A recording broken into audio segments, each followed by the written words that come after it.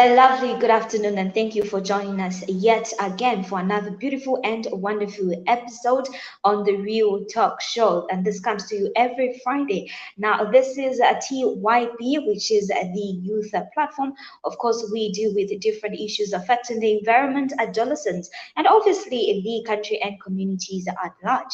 Now, today I'm pleased to bring with you on a very interesting and beautiful topic, and this is the role of young people in achieving universal health coverage. Now, with regard to this topic, for a long time, Zambia has allegedly been, told to have been delivering, painted rather, a picture of not having to deliver adequate health facility to people.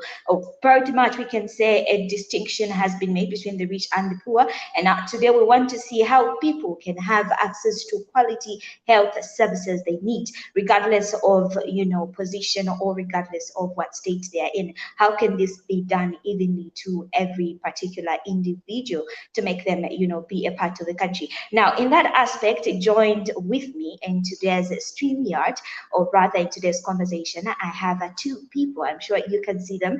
I have Jeremiah Melando, who is a youth representative, and also joined by Laura Filijo, who is a policy advocacy and communications for the UHC 2030. And obviously, the UHC is the Universal Health coverage. And also, I am going to be your host, Faith Malambo. You can call me the broadcaster. And down on the other side, I have my sign language interpreter by the name of Shadrach Chansa. Good afternoon, guys. Good afternoon, Faith. Thank you for welcoming us. It's a great opportunity to raise awareness on the role of young people in UHC. Thank you. Thank you. Hi, Jeremiah. Good afternoon, Faith. I must admit it feels good to be on the other side, not hosting, not asking the questions, but just being on the other side to answer the questions. So, yeah, it is a pleasure, and I look forward to having a very good time. Thanks. Well, thank you so much. Now, if you're joining us on our different social media platforms, it could be Facebook or YouTube, feel free to drop down your comments and just be a part and parcel of this particular conversation, as it actually it's advantaging all of us, and you don't know where the solution might be coming from. Now, diving right into our today's conversation, looking at the time that we have and what we have to cover. My first question will be going to Laura. What is universal health coverage? If we may start it like that, for somebody who's just hearing it for the very first time. Thank you, Fez. That is a primordial and very important question, because what are we going to talk about today? So just a small precision, but I'm part of the civil society engagement mechanism for UHC 2030. And UHC 2030 is the global movement to strengthen health system for UHC. And as civil society, our role is to ensure that UHC policies are inclusive and equitable, and that systemic attention is given to the most marginalized people to leave no one behind. So I'm going straight forward to the definition on UHC. So UHC, in a word, is the aspiration that all people everywhere can obtain the health services they need of sufficient good quality without suffering financial hardship when paying for them. As you know, billions of people worldwide remain unable to access even basic health services due to weak health system and other barriers. Discrimination is one of them, for instance, and many fall into poverty due to the high cost of medical care.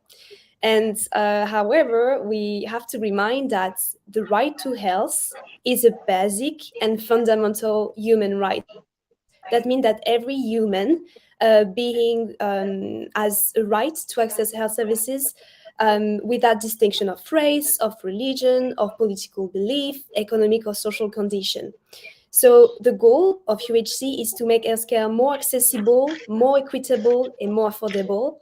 And as a civil society engagement mechanism, we strongly believe that civil society and community have a voice and must be engaged to leave no one behind. I will stop there, Faith, for the following question. Okay, allow me to also just bring in Jeremiah. Now, I earlier did mention that for a long time, Zambia Health Delivery has allegedly been painted as one that's full of segregation between the rich and the poor. And of course, you can agree with me, Jeremiah, that healthcare delivery hasn't been so even in our country, to be precise, but then you can even go far and beyond. Now, to start up with that, how can young people actively engage in advocating and promoting universal health coverage? Since in the first place, we are saying that this UHC is actually inclusiveness of every person to access a quality health service. Mm, beautiful. That's a very, very good question, and I would like to start off by just saying the best way is to just be available. What do I mean? You could be available at so many different levels in the healthcare system, at so many play different roles as a young person. One of them is being here. I am playing my role as a young person to speak about the need for universal health coverage with regard to the young people. Another person out there right now, Faith, is at a health facility. This person is a peer educator. He or she is attending to the needs of the adolescents and young people. They are playing their role. As I'm talking to you right now, there are young people who are seated in meetings, addressing and scrutinizing policies, reviewing programs, reviewing projects.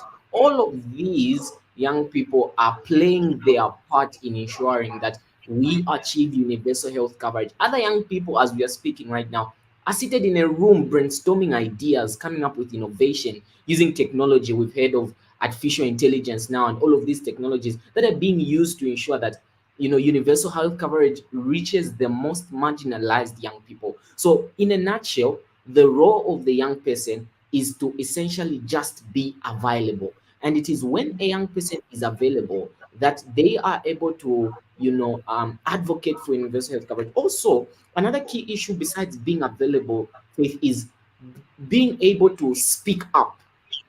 Because sometimes you go to a health facility and you're treated a certain kind of way. Maybe the health provider is rude sometimes, maybe they're unavailable, you sit on long queues. Because remember what Laura said, universal health coverage ensures that this healthcare is affordable, it's equitable, it's accessible. So it's not just about you going to the health facility. We're also wondering, how much time are you spending at the health facility? What is the attitude of the healthcare provider? So it's also about speaking out. When you see that, what, this is not right, speak up.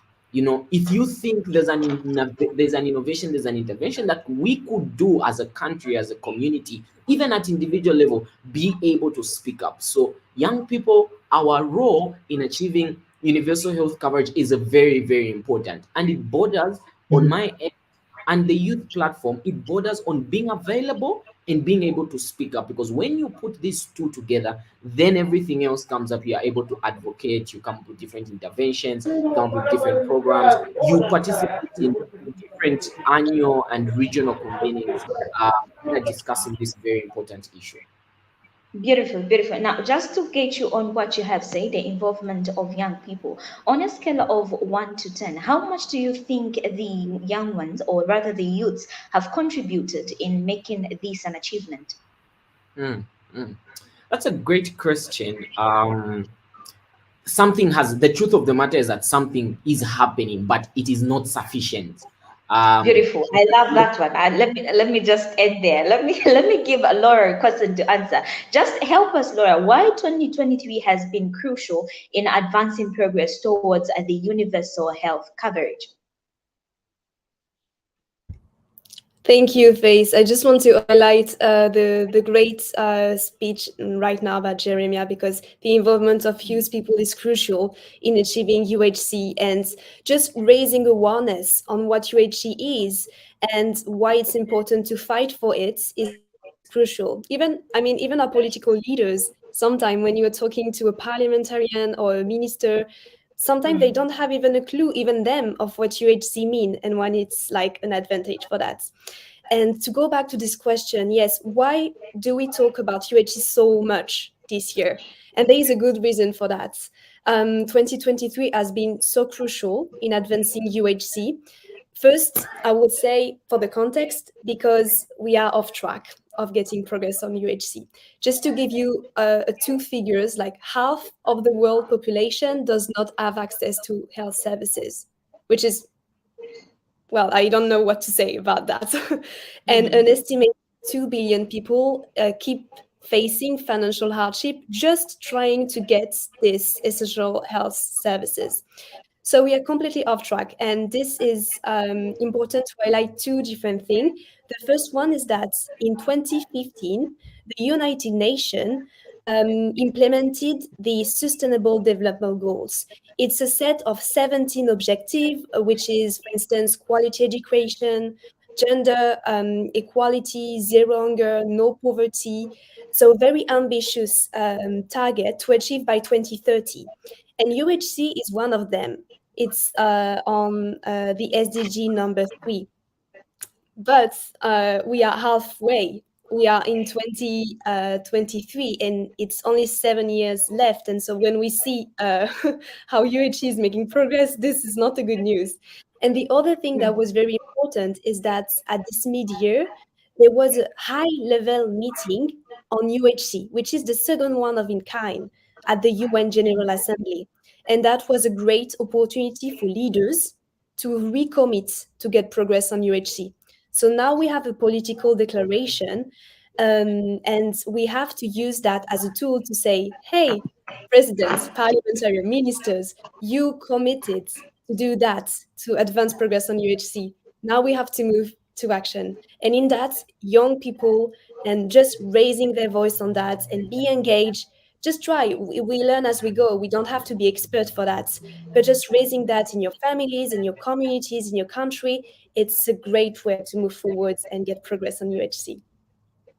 Beautiful. Now, before I get to another question with you, Jeremiah, to our viewers who've joined us on different platforms, feel free to join through on the conversation. You can either drop us a comment, your contribution, and we'll be able to handle it, or rather be able to interact it together. To you, Jeremiah, one of the person we have. Oh, I have Mr. Moses now. Are you? Can you able to hear me, Mr. Moses? Are you able to hear me? Yes, I'm able to hear you. Oh, okay. Beautiful, beautiful. So over there is Mr. Moses Soko, who is president and founder of Zambia Deaf Society. So on that regard, I will have to give my first question to Mr. Moses. And my first question would be, you being a president and a representative of persons living with disabilities, or would call them differently abled people, what is the current status of that special people in our society?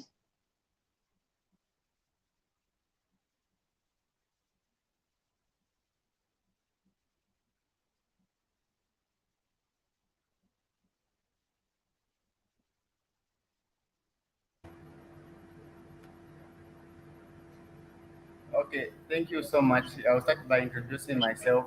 I'm Moses Soko, the president and founder for Zambia Deaf Society.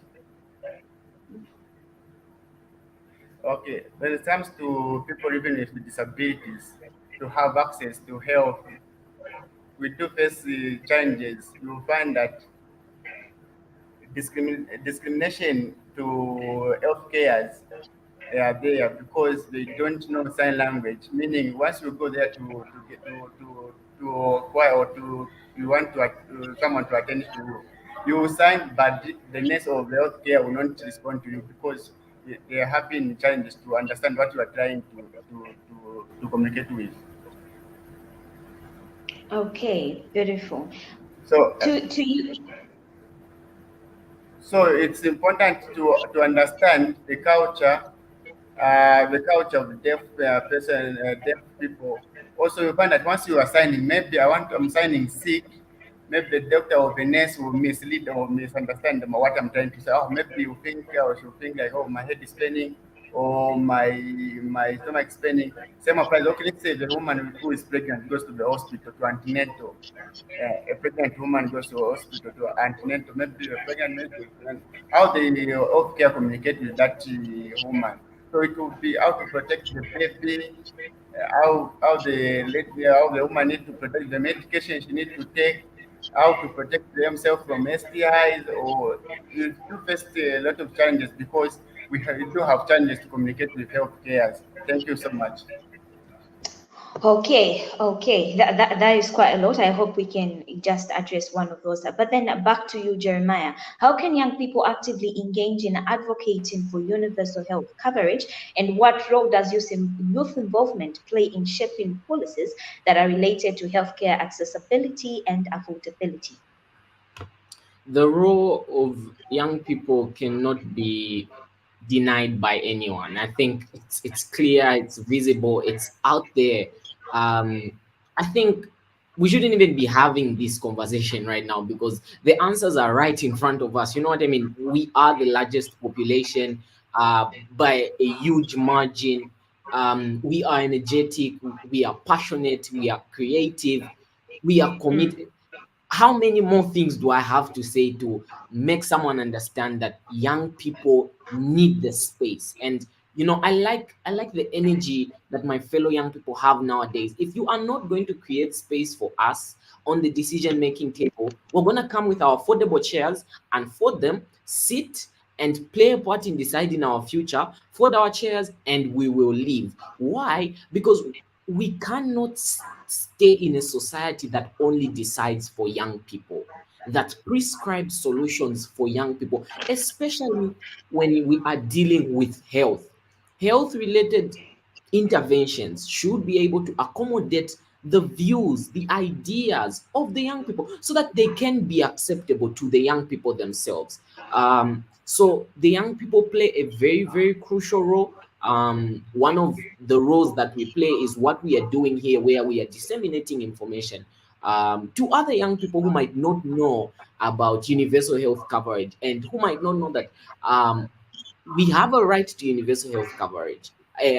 Access to health is a human right. So one of them is disseminating information, it's sharing information. Another is also being a part of achieving it. I also want to caution the young people that we need to leave the blame game situation where we keep on blaming the adults. No, it's the adults.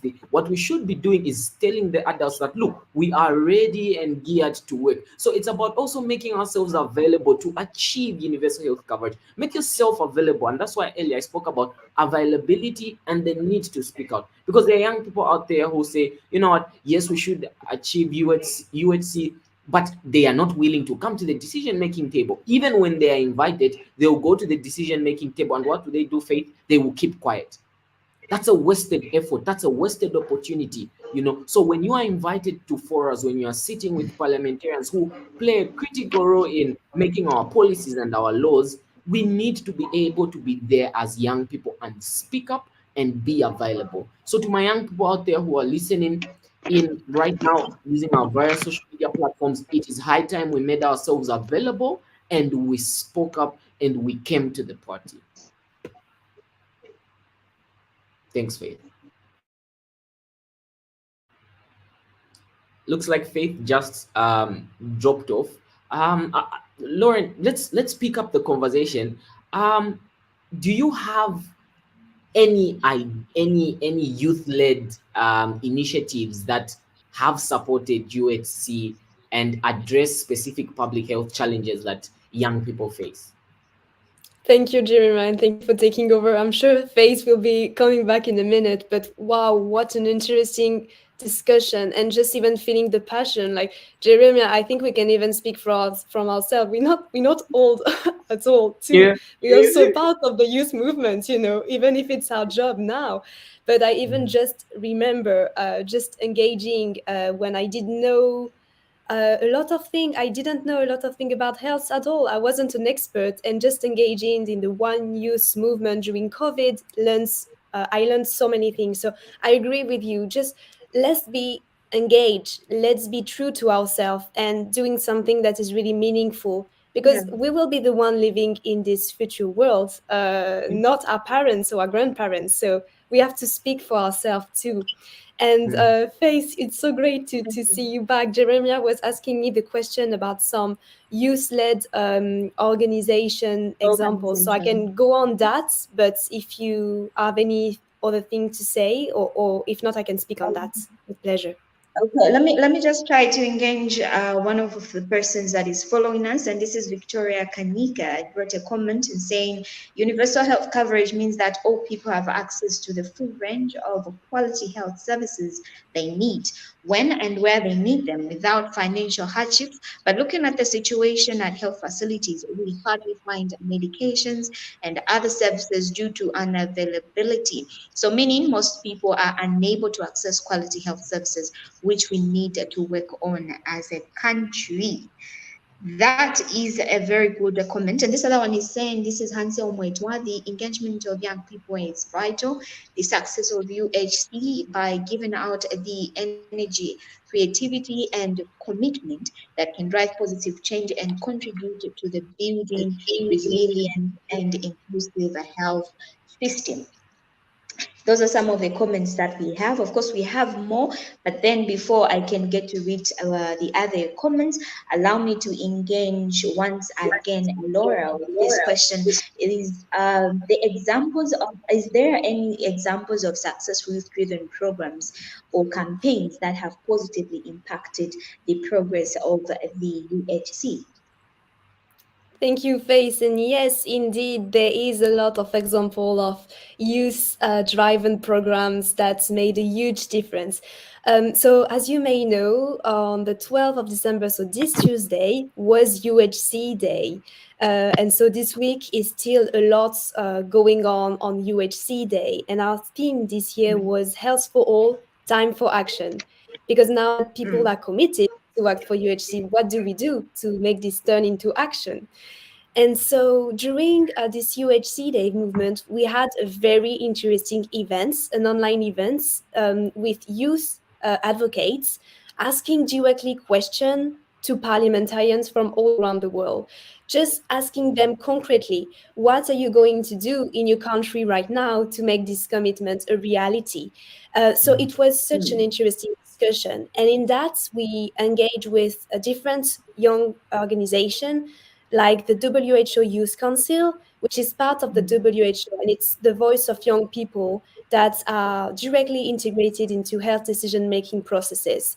So it's relatively new, and the movement will probably grow and grow, but I strongly invite you, young advocates, to go on the WHO website because there is different movement for young people to engage at different level. But there was also Thank you. other organization. Just quickly, the One Youth campaign, the Youth Platform, which Jeremiah can talk more about, and the AFNI Youth Cohort also. And I just want to highlight the AFNI Youth Cohort, which is hosted by WAKIELS, an organization which I am so part of. And they're doing a great work in that because it's equip and empower the young advocates by having 1 or 2 sessions a week with them all, and to just it's an opportunity for them to learn more on health and also like subject they are more interested in. Like there is sexual and reproductive health, there is children health, there is older people health. So there's so many subjects you can be interested in. And I just want to like give a round of applause to this wonderful group. And thank you, Faith. I'm concerned about Thank the you. time. Thank you. Oh, yeah, thank you so much, Laura. That is to show that really there are so many successful youth-driven programs that have been put in place, and I hope that we, the youth, make the change that we want to see. Now, Mr. Moses Soko, President of the most special people that we know of, what are some of the challenges that you would outline that the special abled people are facing, and what would be your recommendation on how to curb and make this place a better place for the differently abled persons?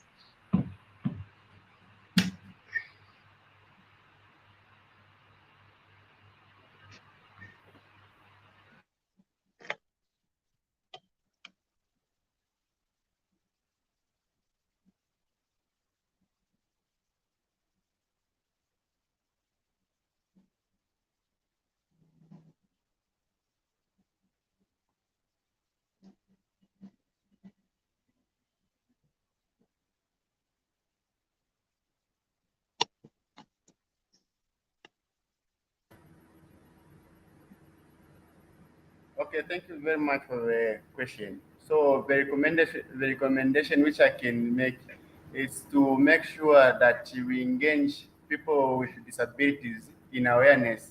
You'll find that when making a decision or making choices, they leave people with disabilities. For example, we are planning to do something, but you not see a sign language interpreter where we can save information. So sometimes we don't receive the services because we don't know how to follow the procedure to follow. So, like examples given, healthcare don't know sign language. So it's important the government to introduce the curriculum in health university or health sectors so that the healthcare they can know sign language or some basics so that they can be communicating with people with disability. For example, me, I'm sick. So and then I go to the hospital. I don't need to carry a sign language interpreter because I need to know that okay, where I'm going, I'll find the healthcare who knows sign language. I don't need the third party. What if it's something I want to call or to have to communicate with the healthcare confidential? Then I need to carry a third party. Also, you find that someone who is using a wheelchair in hospital or the building, you need to be friendly, and the building need to be friendly so that the people with disabilities are able to access and to enter in those buildings.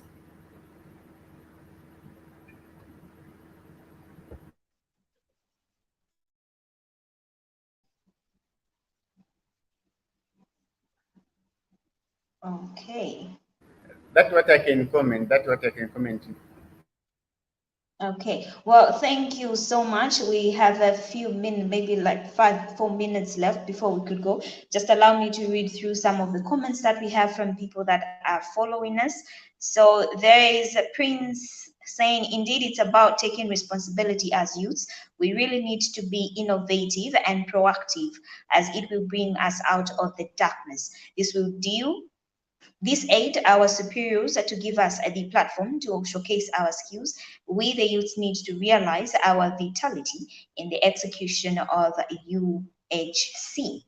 And this one is saying, interesting conversation. Thank you so much for the feedback, and we are glad that you like our today's conversation. Now, ending or winding up with the show, before I come to the last set of our comments, allow me to ask this question is going to be for everyone, even as we are going to be saying our bye-byes. What education initiatives can be implemented to empower young individuals with the knowledge and skills that are necessary to actively participate in discussions around the universal health coverage? Now, I am asking this because one of you did mention that we are the future of tomorrow. So what we are doing today is definitely going to be for our own benefit. So if this the universal health coverage is not handled in a place or space that we want it to be, then it's us to complain again. So I'll start with you, Jeremiah. What would be your opinion on this particular question,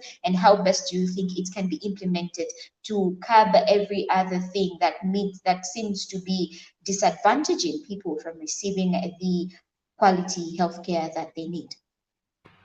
I will not be doing justice faith if I answered first because it's always ladies first. So I'll let Laura answer first, and then I I can feel like follow. you just want to take this question after you get what Laura has to say. But anyway, give him the chance to. Laura, what is your opinion, please?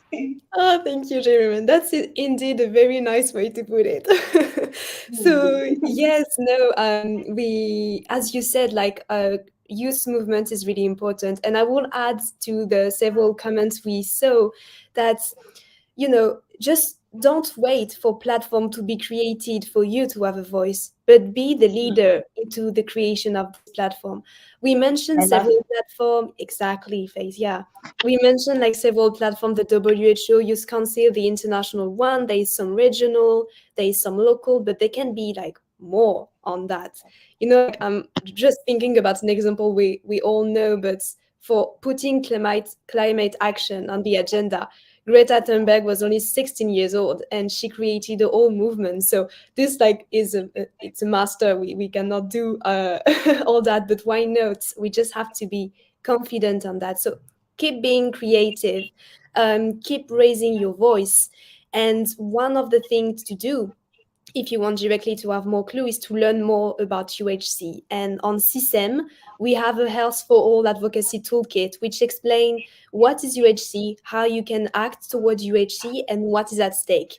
So we'll start by saying that learn as much as you can, but be bold, dare to speak up, dare to act, dare to do.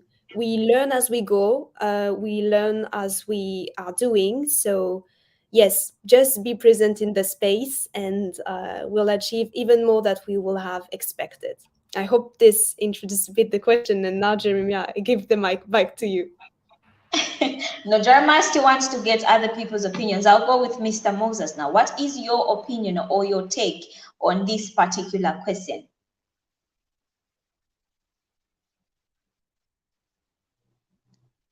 Mr. Moses, what educational initiatives that can be implemented to empower young individuals? In this case, the young individuals inclusive of the persons, differently abled persons, and the skills that are necessary to actively participate in this particular movement to ensure that even them are included in every implementation that regards with the health coverage.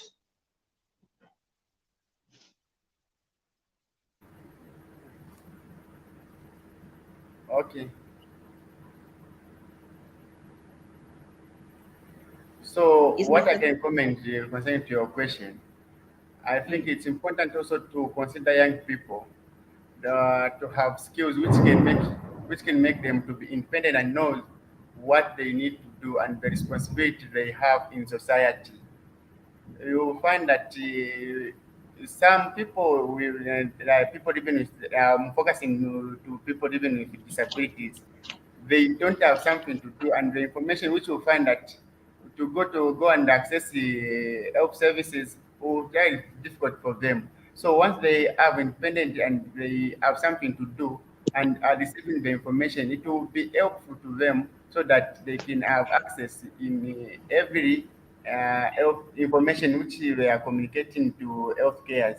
So what I'm saying, the key point here is like the access to young people, the responsibility for young people is to make sure that they know their responsibilities in society.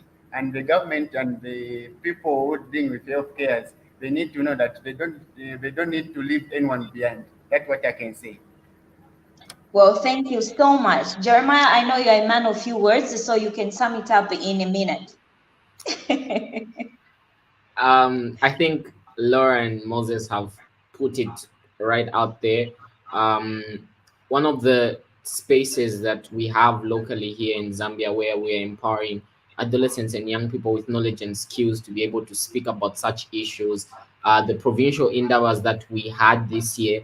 And let me take this opportunity to congratulate the Ministry of Health here in Zambia for the work that they did in collaboration with the youth platform and our cooperating partners to ensure that we delivered 10 provincial adolescent health endeavors in all the 10 provinces and one regional adolescent health endeavor. And I can guarantee you, Faith, that next year we are coming back even stronger. We want to take these forums, we want to take these endeavors to the districts where the young people are, because we know that by doing so, we will be imparting them with knowledge and the necessary skills to be able to speak about universal health coverage and to hold their leaders and duty bearers accountable.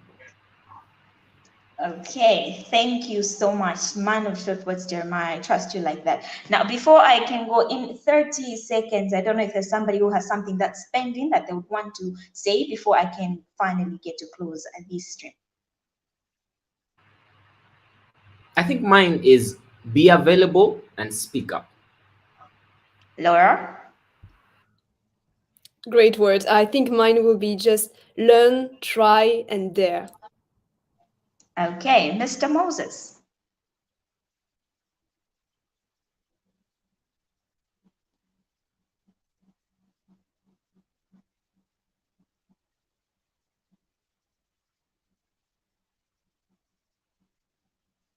Okay, with that, as I get to close our discussion, allow me to read one of the comments, just so to appreciate the people that have joined this stream, and to just say we appreciate for every comment and contribution. So I feel there is need for young youth empowerment through innovation, because once a youth is innovative, it means they will even have the capacity to speak out in building up a healthy society. their respective communities. Well, thank you so much, Rebecca Malenga. And this one is saying a really great and interesting talk. Thank you so much. We appreciate. This one is saying one of the cornerstones, I beg your pardon, of UHC is ensuring that all individuals have access to essential healthcare services, including comprehensive SRHR service within the framework. The active engagement of young people is not just desirable, but essential for achieving the ambitious goals of UHC. Well, thank you so much for the comments. Please don't feel left out if I haven't read your comment. It has actually been seen, and we appreciate for having joined and commented. On that aspect, I will be saying our goodbyes. And of course, I have been your host, Faith Malambo, and my sign language interpreter was Shadrach Chansa. I don't know if I should let you say your bye in sign language, Shadrach? Mr. Moses? Laura, you're supposed to learn the sign language bye-bye. Can you do it? Well, thank you so much, guys, for joining us. Do join us again next week at same time on Friday as we bring to you again another educative, interesting, and empowering topic. And this has been the StreamYard conversation on your #1 and fastest growing youth platform, the youth platform Real Talk. Thank you so much. Bye-bye, and enjoy the rest of your day. Thank you. Thank you.